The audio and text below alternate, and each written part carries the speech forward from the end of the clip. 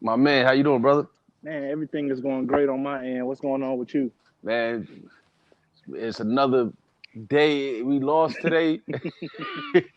We lost today, but that was expected. So it's not like it was one of them games he's going in like, oh, he's finna win and we lost. So, but it was a bad loss. It was a bad loss. Yeah, it was a very bad loss. So we're gonna speak upon that to all our viewers. This is the Detroit Lions season, the podcast. The Uh, podcast. Yeah, man, check us out. We're doing really good, man. Our ratings is going up dramatically. But just wanted to talk about the game today.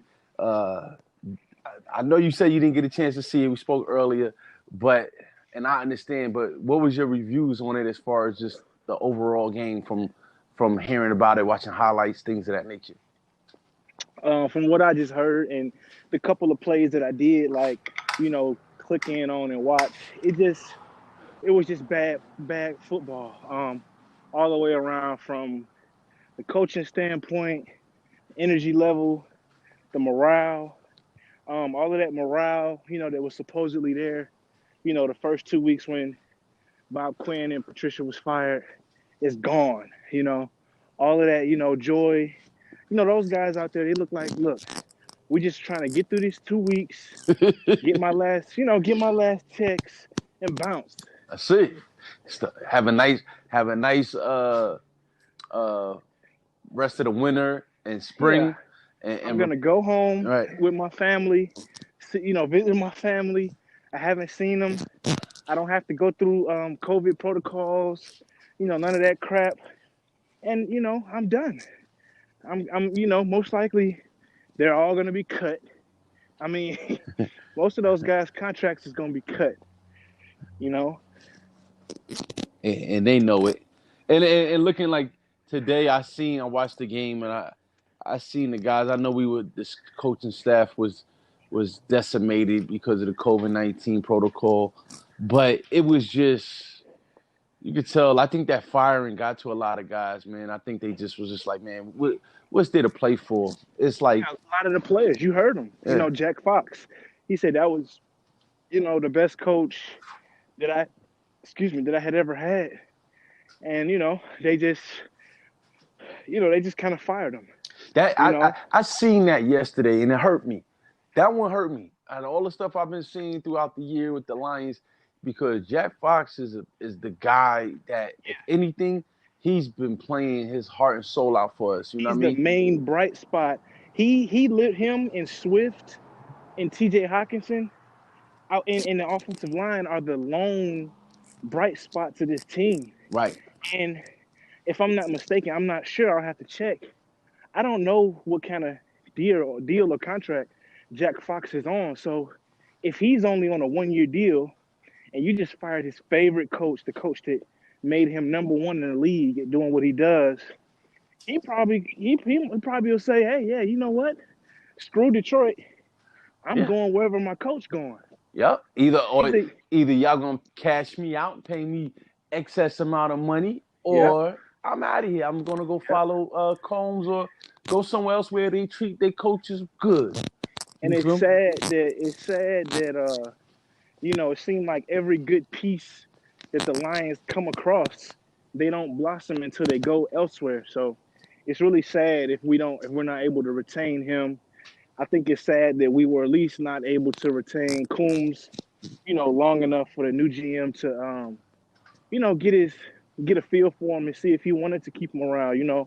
I'm sure most of the coaches know, like, hey, I'm pretty much out of here, anyway. But I think even Bevel knows, like, You I'm could, out of here. cause like I said, I'm far from being a GM. Me and you both, like, we couch GMs. That's what they call us. Right. Couch But GMs. couch GMs, well, we got insight, and I'm gonna let you know that if for some instance, if I did have to come across and went for the GM for the Lions job, Combs would have been one of the guys that I would have got rid of everybody, and Combs would have been the guy that been like, "Yo, what can I do to get you to stay?" What exactly? And that's what I was saying. It would have been a good idea to keep him around because he would have been one less thing, even if the new GM wasn't going to promote him to like a different type of position. He still could have been at least, well, I know this guy, I'm gonna have at least a top 10 special teams. I can keep this guy around, and then I can focus on, the draft or That finding, you know, right, stuff like that because it's hard. It is, especially when you get hired your first year as a GM. Especially, I remember Bob Quinn saying that he when he first got hired, he was spending a lot of time really trying to get used to the flow of things, and he didn't really have time in the first year's draft. I mean, he drafted Taylor Decker, which I think was a smart. It was a safe pick, right. but he remember he that was when he took the punter in the 6th round. It was like, bro, we needed a running back. So he didn't even have time to really get a feel in the draft. Mm, mm. True, true. And just to comment more on today's game, I watched the first half. I couldn't stomach the second half.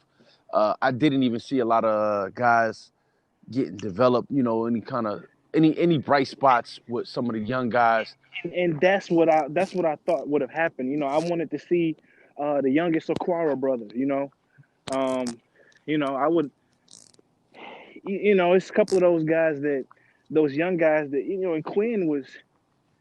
I hate to say it again, but Quinn was notorious for drafting hurt guys. A lot of the players that he drafted never was able to play day one. Um, so seeing Julian Okwara, because his brother looked like he's a guy that you want to keep around. Right, But he right, probably want to go to a team now where they competing. right, right, right.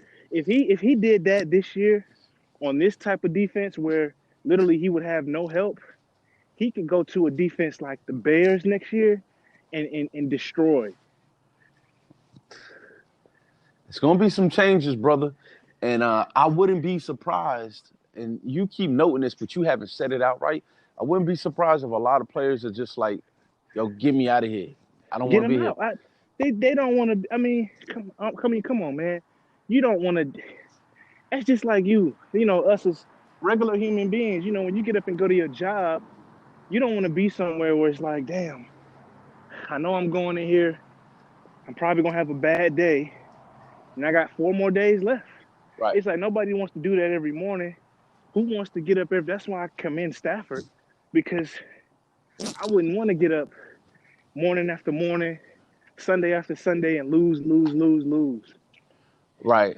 And like for this game, I actually tuned in. I actually wouldn't have watched it, but I did tune in initially because I wanted to see number 9 get out there and ball because I got a feeling that his time is coming to an end, and it Mm. actually came to an end pretty quick today. And We'll talk about that. What on the next on the on the next next on section, right? yeah, we're gonna lead right into that, man. Woo. But like just to wrap it up for this game right here, it was just an embarrassment. What was the score? 47-27. 47-7. Yeah. Oh yeah. My bad. 47-7. I'm sorry. Yeah. So and Yeah. the I only mean, touchdown that we had was off a punt return from Jamal Agnew, yeah. and personally, and I want to say this now so everybody can hear it. I personally don't want to see Jamal Agnew in a Detroit Lions jersey next year. Um, I want him out because he's not good at for any. I mean, yeah, he got us a touchdown today, but it only happens like every other 7 games. Like you got to wait 7 games for him to really get a good, you know. And I think it probably was because the Bucks probably had like given up. Probably. They put their guard down at the end. They could have easily put up a 70 piece on us. But That's what I was saying. I'm like this game because he had 400 yards in the first half. yeah, So it was bad, brother. But like I said, I don't want to. It's coming to an end, and we all should be happy, and we all have to keep an optimistic mind frame on what's yep, next. I'm On what's optimistic. next. Yep, be optimistic. But until then, we're gonna be right back. We're gonna hit y'all with another segment about maybe Matthew Stafford's last game. Let's do it, man. Appreciate y'all, man. The Detroit Lions season, the podcast, man. Appreciate y'all. All right. Peace.